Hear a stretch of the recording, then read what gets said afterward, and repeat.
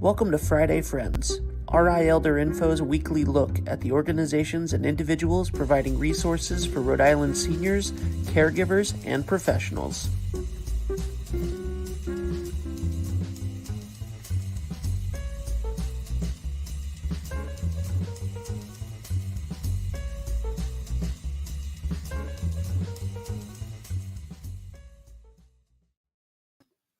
Good morning, everyone. Happy Friday. It is 9 a.m. on Friday, so you know what this is. This is Friday Friends.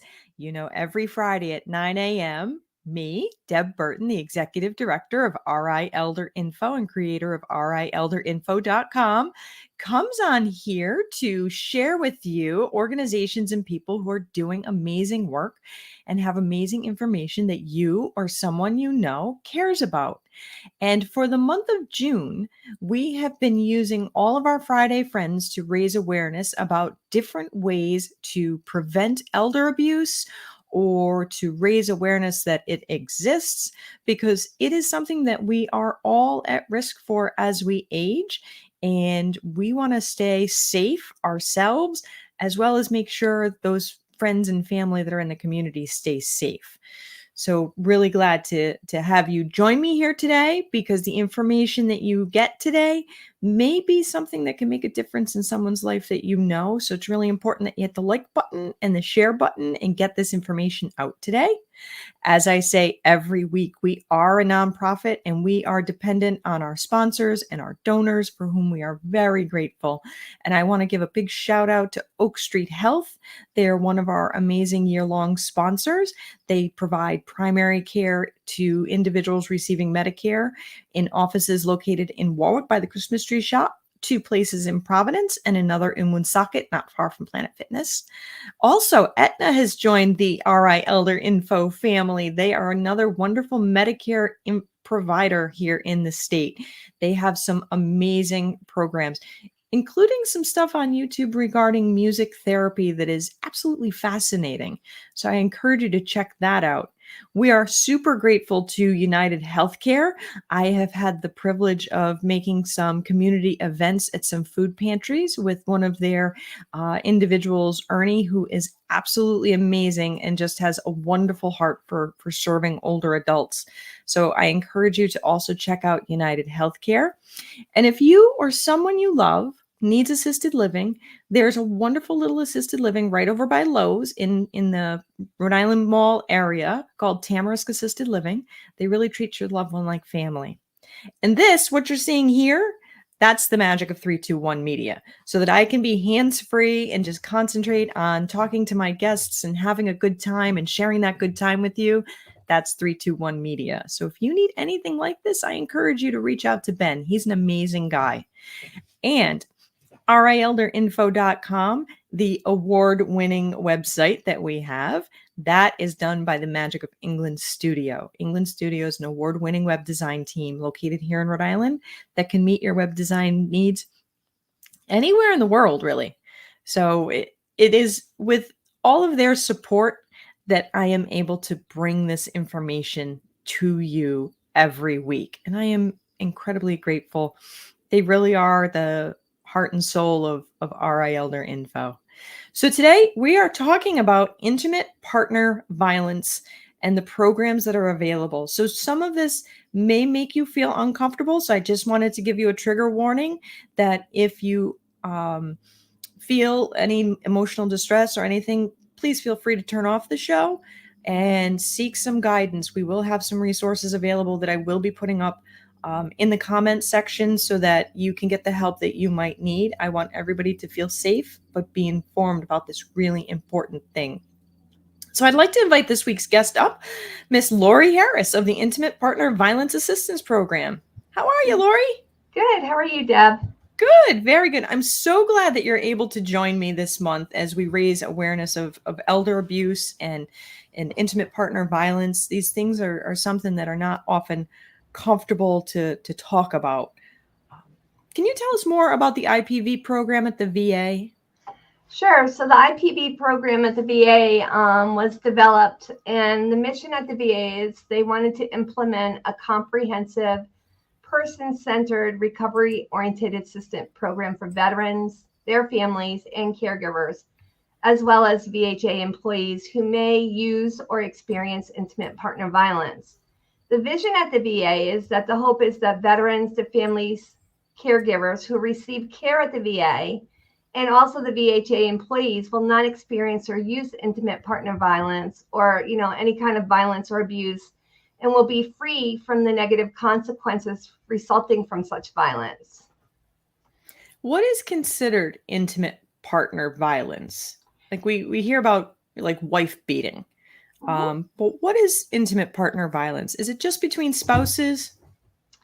Intimate partner violence describes any violent behavior, including but not limited to physical or sexual violence, stalking, and psychological aggression by a current or former intimate partner that acts on a continuum of frequency and severity.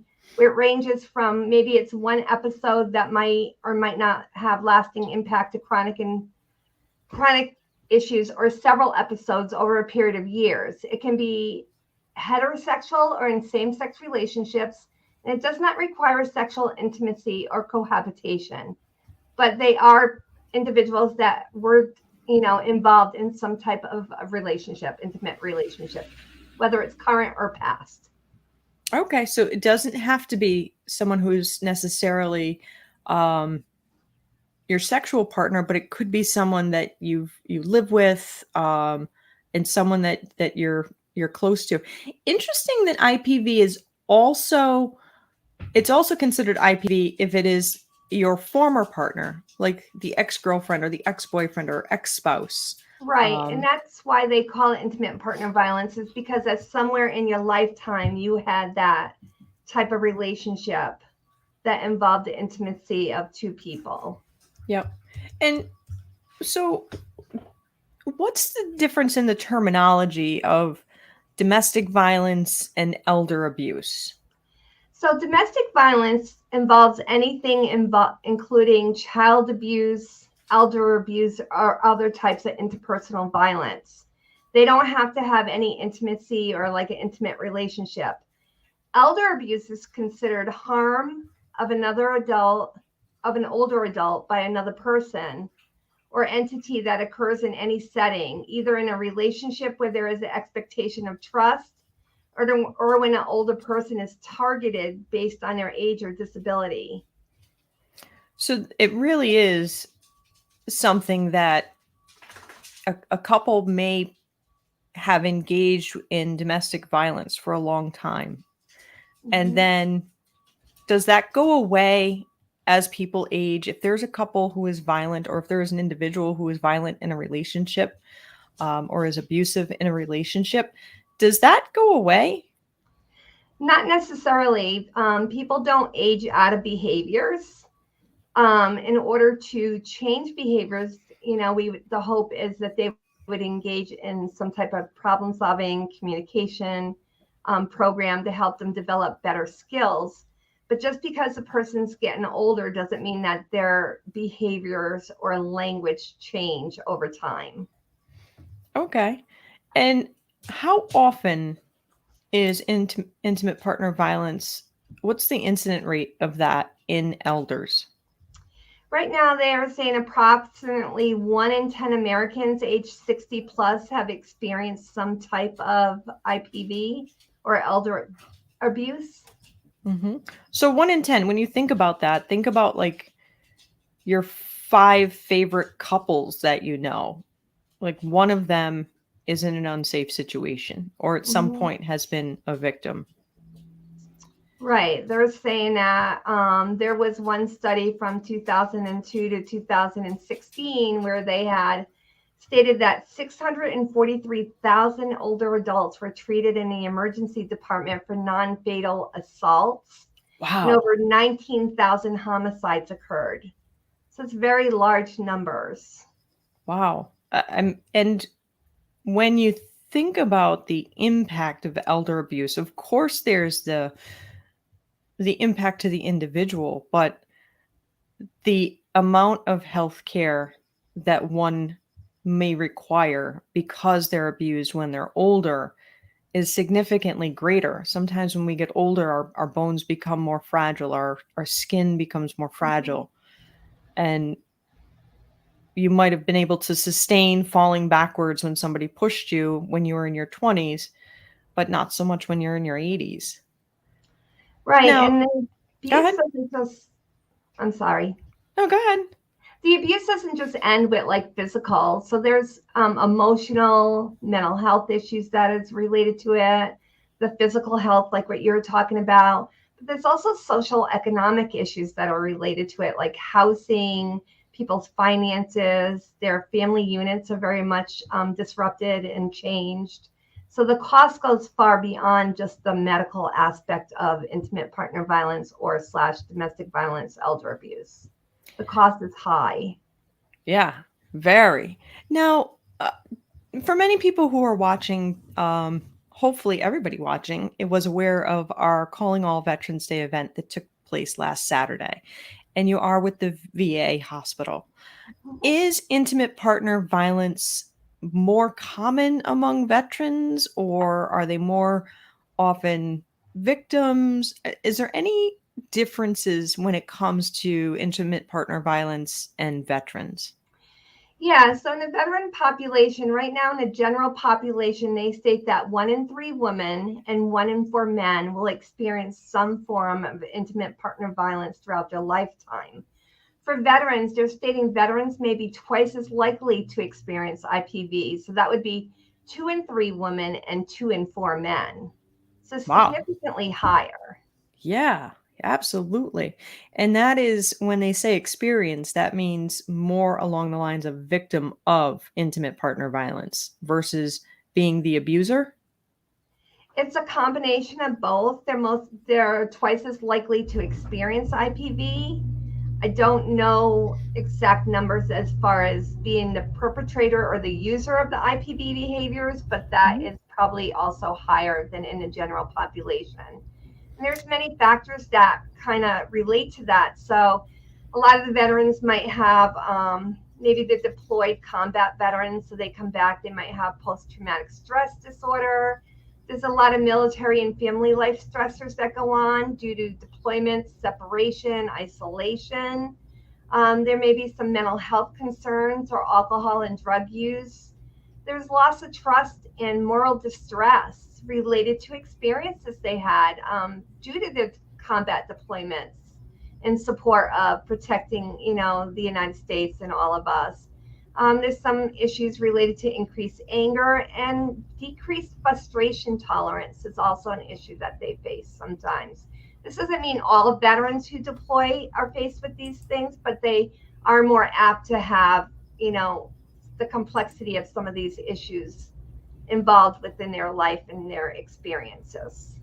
Right. And we don't want to have a stereotype that, all veterans have been victims or that all veterans will be victimized. This is something that happens for some people.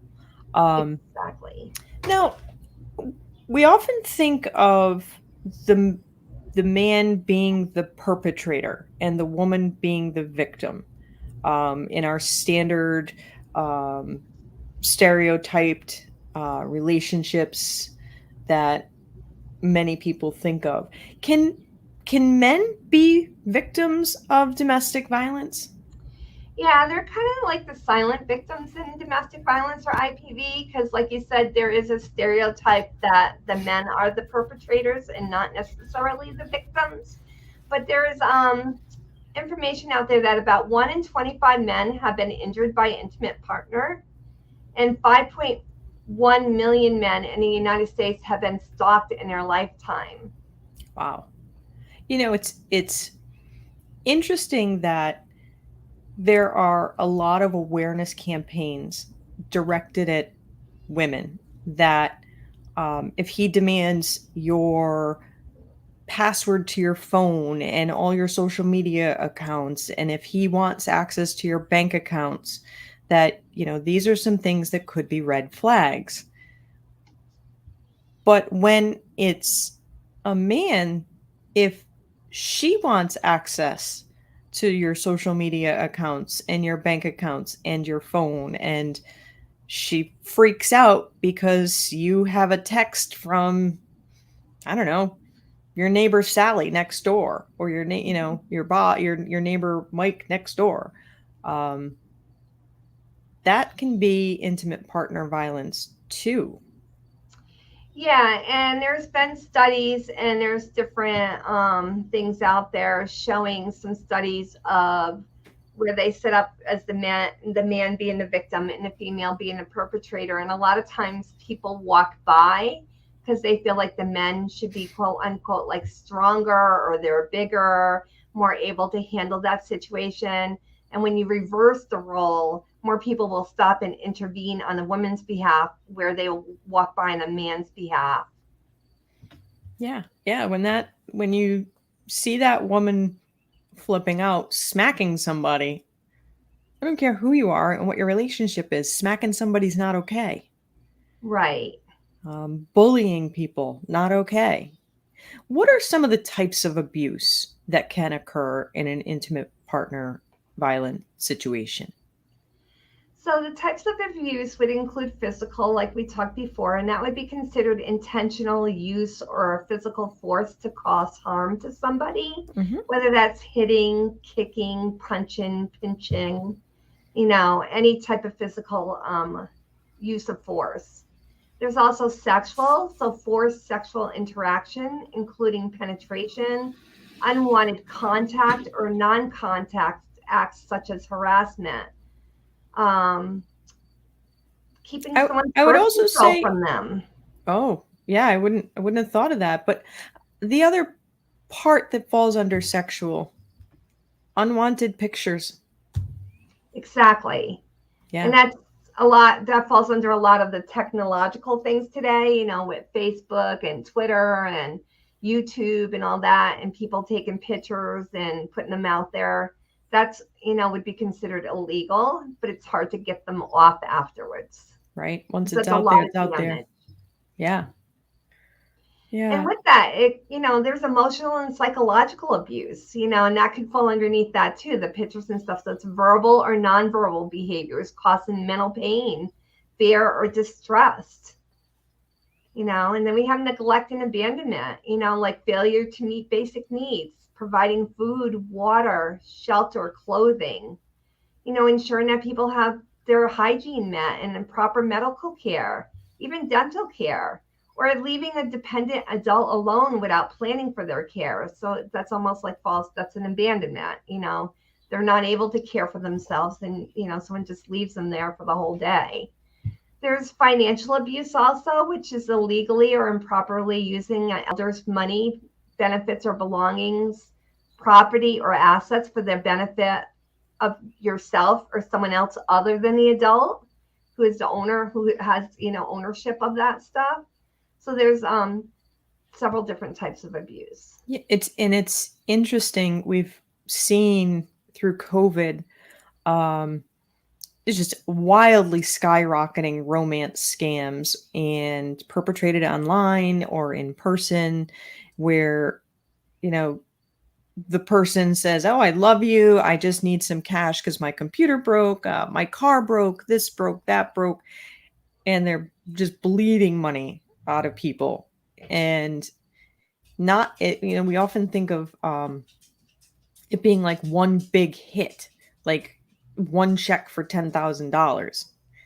But if you make yourself somebody's sweetheart and you can pull 1,000 a month out of their social security or out of their bank accounts for 12 months or ongoing, you can actually take a whole lot more, and it's also interesting, we're seeing housing crisis happening, and people moving in together who maybe are not best suited to be together, or adult children. Sometimes neglect and abandonment can mean making sure that mom is in the recliner tipped back because she can't get out of the chair when it's tipped back, and giving her her sandwich and some bottles of water and her meds and going to work, and she's stuck in that chair for 8 hours. Mm-hmm. And these are things I think sometimes we don't necessarily think about as abusive, because you want the person to be safe, so you're sticking them in the chair, but you're effectively restraining them. And it's not okay. And it's not right. What are, if there's somebody watching today or listening on the podcast today who thinks maybe somebody's being abused, what are some of the signs that they could look for? Sure. Some people might stop taking part in activities that they used to enjoy, whether it was like going to the senior center, going to play cards, maybe meeting for coffee. Maybe they suddenly stop taking part in an activity and they're not necessarily, sick or in a hospital. There's not like an explained reason for that. Some individuals might look messy. They might have like unwashed hair or dirty clothes, or a change in their appearance. Some individuals have trouble with sleeping. They might all of a sudden have a really big weight loss. Some people become withdrawn, or they may act agitated, and sometimes they may act, do outbursts where they appear more violent. They might display signs of trauma, like rocking back and forth, trying to soothe themselves. They might have unexplained bruises, cuts, scars. Maybe their glasses are broken or they're missing their glasses. You might see some physical signs of punishment, of being restrained, maybe like some marks around their wrists, maybe their ankles, Maybe they have really bad bed sores or things that are preventable, like different illnesses and diseases that are preventable.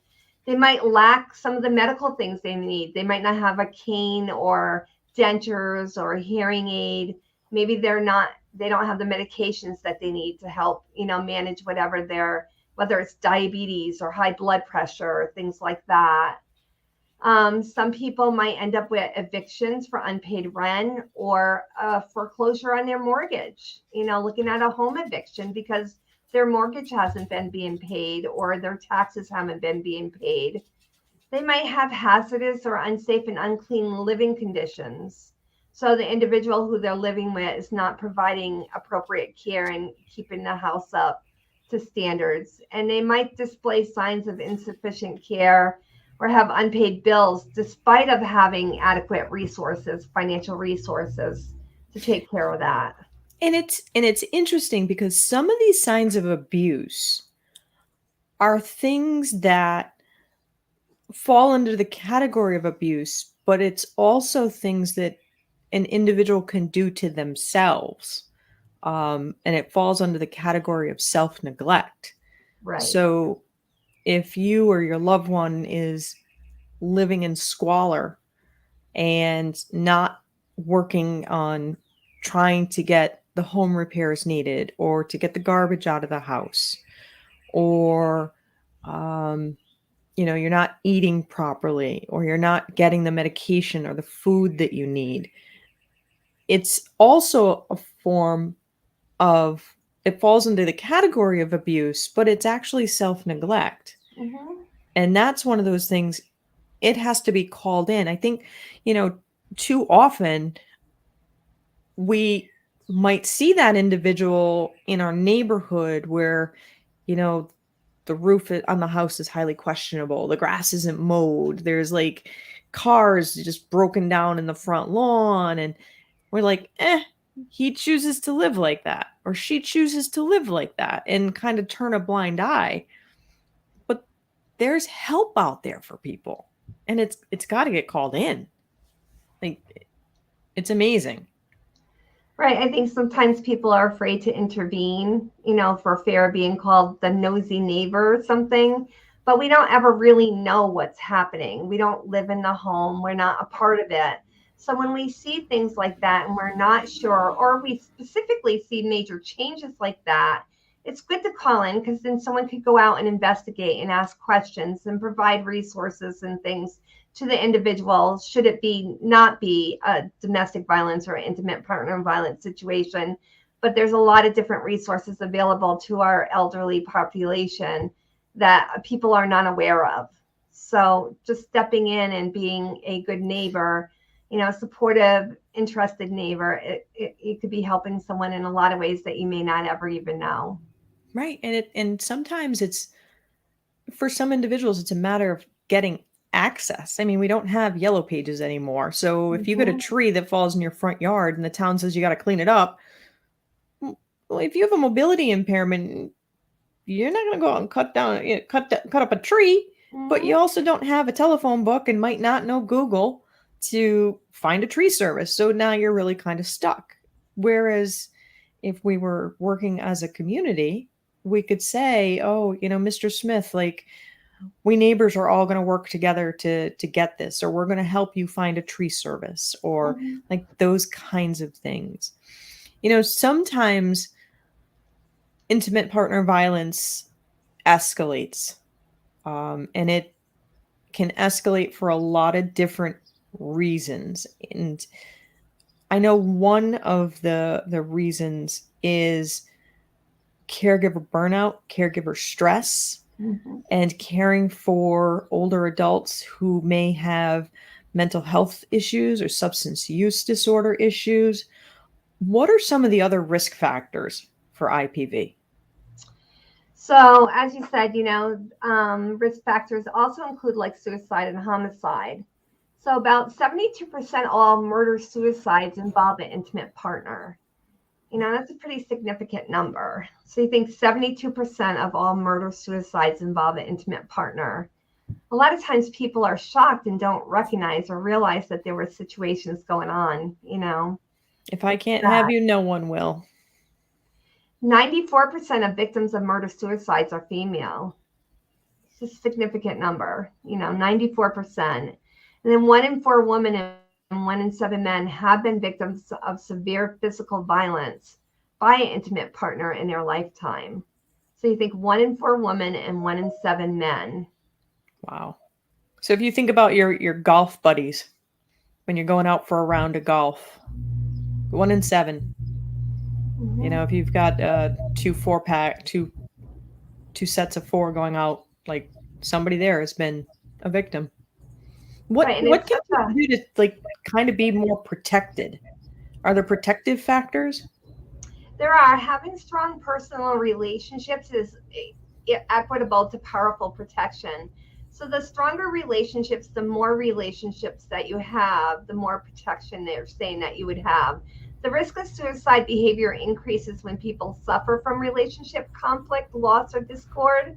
And the cultivation and maintenance of healthy, close relationships can increase their resilience and act as a protective factor against the risk of suicide. But if you think about it only, don't think about it as only as being a protective factor against the risk of suicide. It's a protective factor against a lot of things, because when we talk about domestic violence or intimate partner violence, it's so intricately personal to somebody. And it brings a host of emotions like shame and, it affects your self-worth, and I shouldn't be in this situation, or I'm really embarrassed that this is happening to me, so it's really hard to talk about those things or share that. But if you have really close relationships and you have those multitude of relationships, you get to know you and start maybe able to see the changes, and you might be more apt and more comfortable to open up to someone if they're able to talk about it or ask you questions about it. It opens the door to further conversations. Absolutely. Now, are there long-term effects? One of the things that people often say is, why don't the victims just leave? And you and I know that there are a million different reasons why. Socioeconomic status, pets, children, housing shortage, no community connections to support people. So there's a million reasons why people don't just leave. Right. But when individuals who have been victims are able to get out, are there long-term effects of the abuse? There are, a lot of these people endure physical injuries. So some of the injuries may be minor, some may be more serious. The more serious ones can have longer lasting and lead to disabilities. They make their existing health problems worse. They may lead to premature death. There's emotional issues. You might know specifically in older population, a decline in their cognitive ability, not necessarily due to a dementia or Alzheimer's diagnosis, but due to the emotional concept of trying to deal with everything that's happening with them. They may be more fearful, anxious, or depressed, so you have an increase in mental health issues. They may have problems with trusting others, so it's going to be really challenging to get help if you already have a trust, barriers to trust. And emotionally, you're destroying social and family ties, and it could be devastating financial losses and so much more. And we want to really recognize that any type of mistreatment can leave the abused person feeling fearful and depressed. And sometimes the victim tends to think it may be his or her own fault. So when you're feeling like you're personally responsible for something, that also makes it much more challenging to go ahead and ask for help. Absolutely.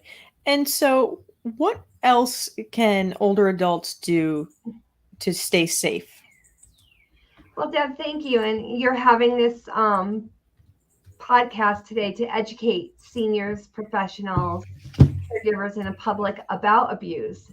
It's critical to prevention. So the more people are able to know and the more they're aware of the issues, the better they can be. And for adults, you can stay safe by taking care of your health, seeking professional help, making sure you keep your doctor's appointment.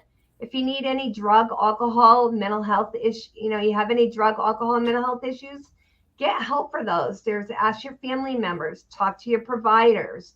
There's a lot of programs out there to support people in getting treatment for those issues. Attend support groups for spouses. Learn about domestic violence services. There's a lot of resources and a lot of services just in our own state of Rhode Island. Plan for your own future. Think about your future, what do you want to do as you're aging? Where are you going to live? Who's going to be able to take care of your financial or medical issues if you're no longer able to take care of them yourself?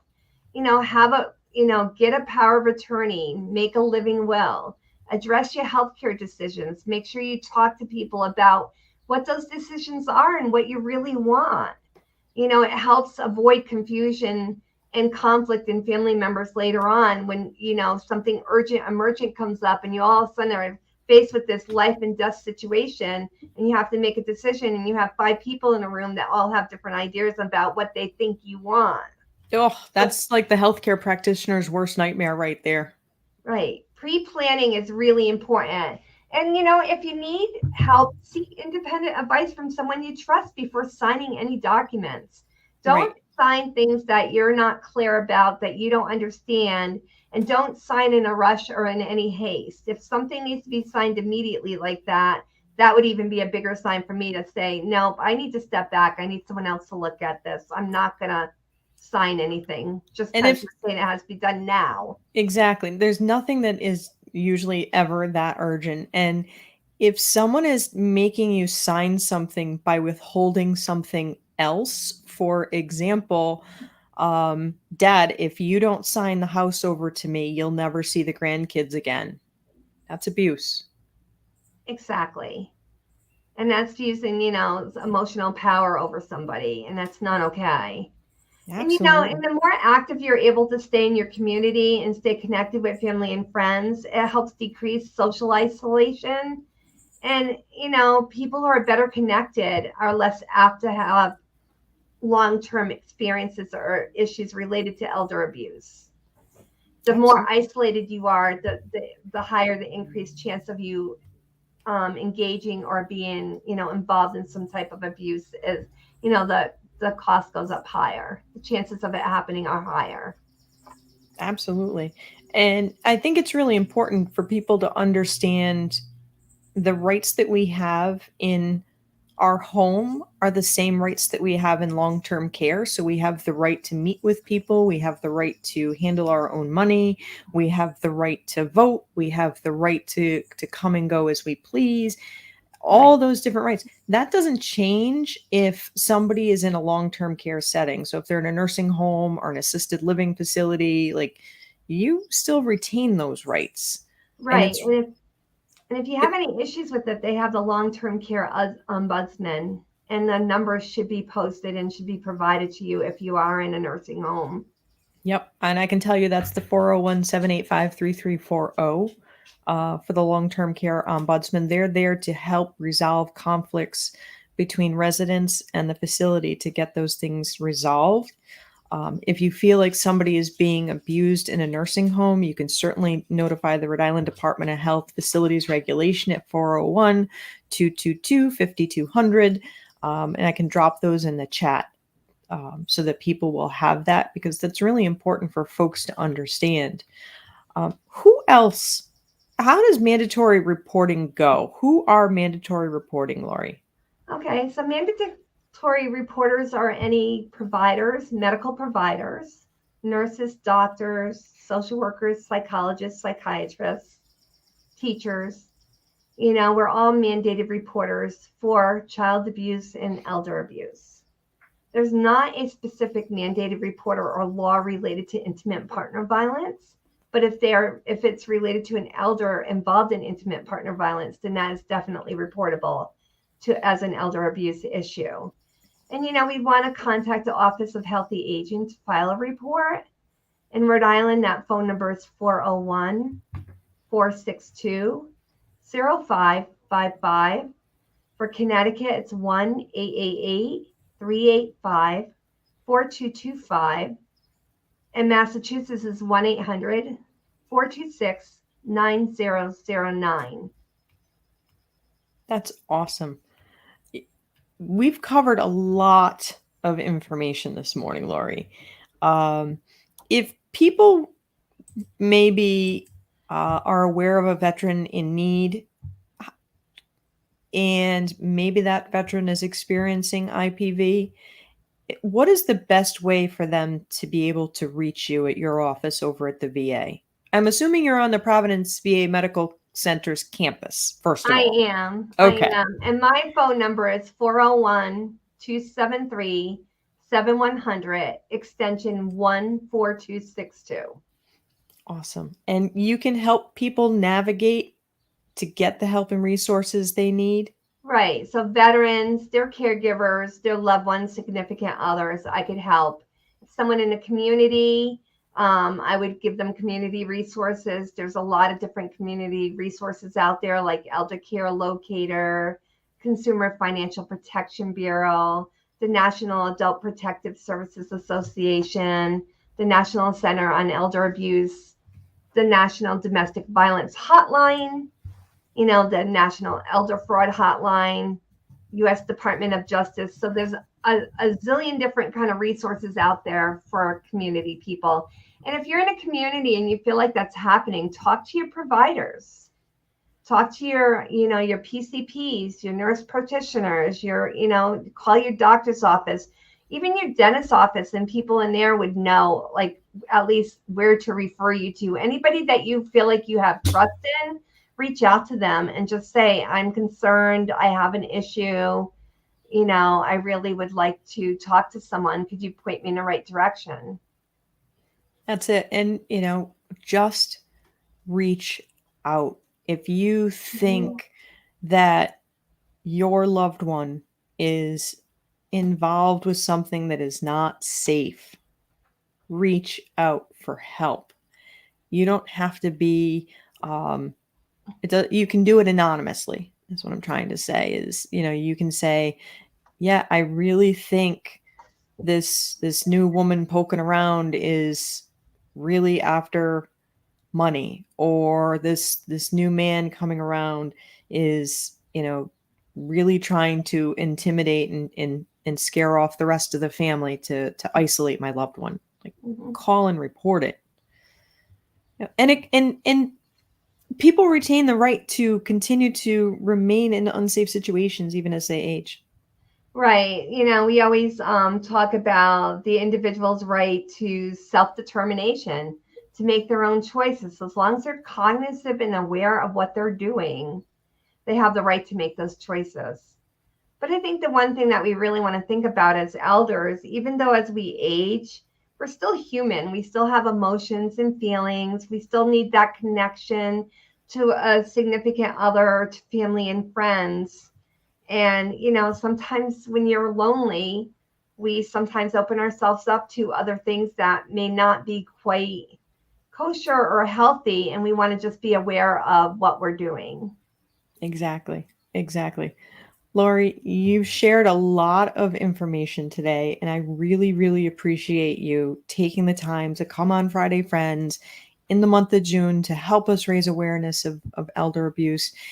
And the information that you've provided in relation to the veterans has been saddening, but super important. So I'm really glad that you came on today. Thank you. Oh, thank you so much for having me. It was my pleasure.